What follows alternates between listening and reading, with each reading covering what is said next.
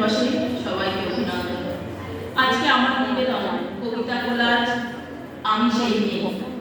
যাদের কবিতা আমি গ্রহণ করেছি তারা হলেন কবি সুনীল গঙ্গোপাধ্যায়, সুবোধ সরকার, শুভ দাশগুপ্ত, রবি ঠাকুর, আমি তৃপ্তি ভট্টাচার্য, মল্লিকা সেনগুপ্ত।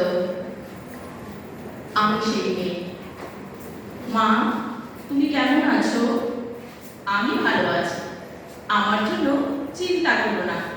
তোমাদের ঘরের চালে নতুন ঘর দিয়েছো, আমাকে বিক্রি করে দিয়ে যে ৬,০০০ টাকা পেয়েছিলে তা দিয়ে একটা গরু কেনা হয়েছে। তো সেই গরুটা ভালো দুধ দেয়। আমার মতো পেয়েছে গরু অনেক ভালো। কেন আমায় বিক্রি করে দিলে তাও তো বুঝি। খুব ইচ্ছে হলো একবার বাড়িটা দেখে আসি। রথতলা ঘুরে আসতে দাদা আমাকে বলল, হারামজাদি কেন এসেছিস? আমি ভয় পেয়ে বললাম, একবার শুধু দেখতে এসেছি। আমার বিক্রির টাকা পকেট টাকা, আর আমার রোজগারের টাকা নোংরা টাকা। আমাকেও দূর দূর করে দাঁড়িয়ে দিল। আমি তো দাদার উপর রাগ করিনি। আমি তো আর দাদার বোন নই, তোমার মেয়ে নই। তোমার আরো ছেলে মেয়ে আছে, আমি আর মা পাবো কোথায়? সেই জন্যে তোমাকে চিঠি লিখছি। আমি কৃষ্ণবলি মাহাতো, MA PhD। আমার গাঁ অমাবস্যা। আমি গড়িয়াহাটা মেয়েদের মতো আরশোলা দেখলে ভয়ে পালিয়ে আসি না। আমি যার কাছে PhD করতাম সেই প্রফেসর আমাকে রায়চকে নিয়ে যেতে চাইলেন। আমি বললাম, কেন? রায়চক কেন? তিনি বললেন, রায়চক না গেলে PhD পূর্ণ হয় না। আমার PhD 1 বছর পিছিয়ে গেল।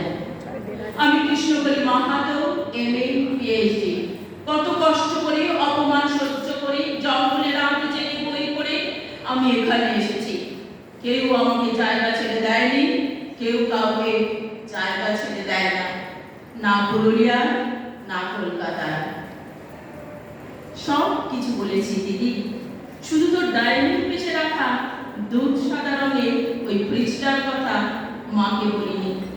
অনেক দরদস্ত চাপাচাপি পর তো বিয়েটা যখন আরো কয়েক ভরি সোনা আর একটা ফ্রিজের দাবিতে আটকা পড়েছিল অনিশ্চয়তা ঘোরা চোপে।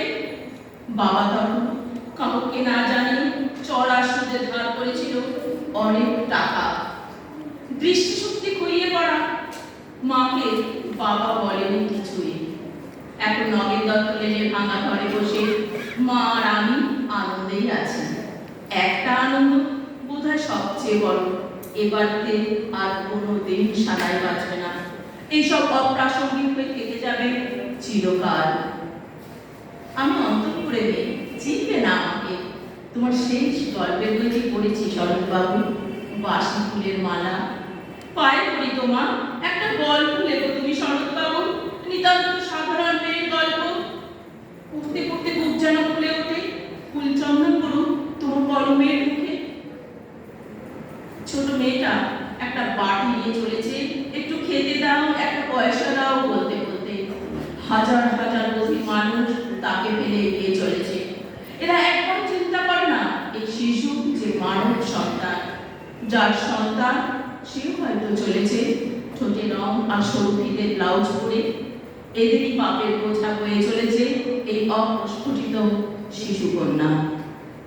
সাধারণ মেয়ে, নিজের জোরে আমি অর্জন করেছি পায়ের তলার মাটি, মাথার উপরে আকাশ। কাঁচরাপাড়া গলিপথ থেকে ক্যালিফোর্নিয়ার পাড়ার ফাংশন থেকে পার্লামেন্ট ঘরে আমাকে এখন আর ইট চাপা দেওয়া যায় না।